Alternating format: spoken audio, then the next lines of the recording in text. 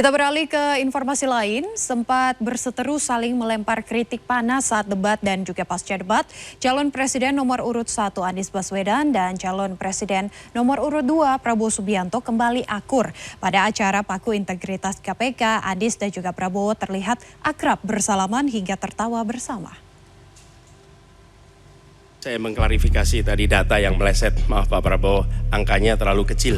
Bukan 320 hektar, tapi 340.000 hektar. Saya klarifikasi. Pak Prabowo, jangan Pak Prabowo, maaf. Ini mohon nanti ada dulu kesempatannya, hadirin. baik. Mohon tenang. Harap tenang.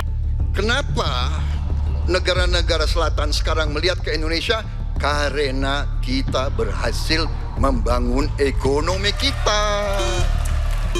Jadi tidak hanya omon-omon. Saya pengen data yang Bapak katakan salah, data pertahanan Anda ini, Anda pertahanan saya, silahkan Anda bantah di sini. Calon Presiden nomor urut 1 Anies Baswedan dan calon Presiden nomor urut 2 Prabowo Subianto sempat panas saat debat Capres ketiga pada 7 Januari lalu. Anies dan Prabowo sempat saling serang soal tema pertahanan. Tak hanya saat debat, di luar debat keduanya juga saling lempar kritik satu sama lain.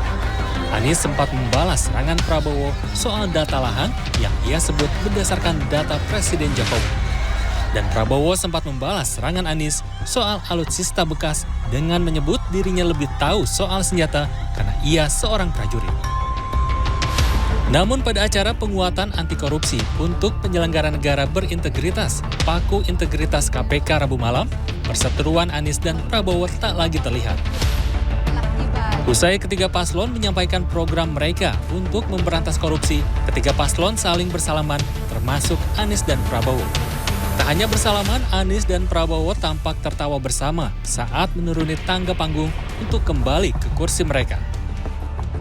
Dalam komitmen pemberantasan korupsi, paslon nomor urut 1 Anies Baswedan dan Muhaimin Iskandar menegaskan akan memberantas korupsi mulai dari pejabat tertinggi negara.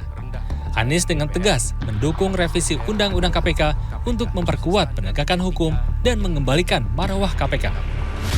Kita ingat era di mana KPK datang di sebuah tempat, tidak mau ikut makan, tidak mau ikut kegiatan-kegiatan yang didanai di luar KPK.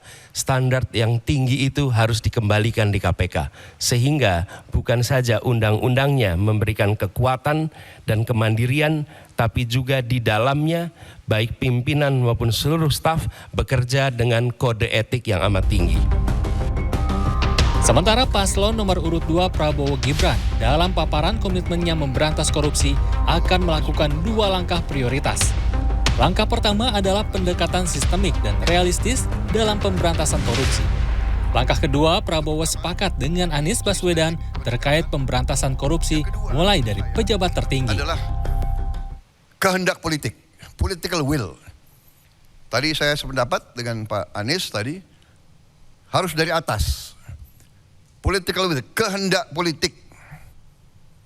Kehendak politik untuk menegakkan pemberantasan korupsi dan Ingarso Sungtolodo memberi contoh. Dan Bapak Mahfud MD. Komitmen pemberantasan korupsi juga disampaikan paslon nomor urut 3 Ganjar Pranowo dan Mahfud MD.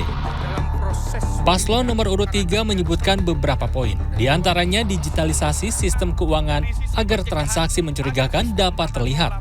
Presiden juga harus tahu asal-usul setiap anggaran pemerintah.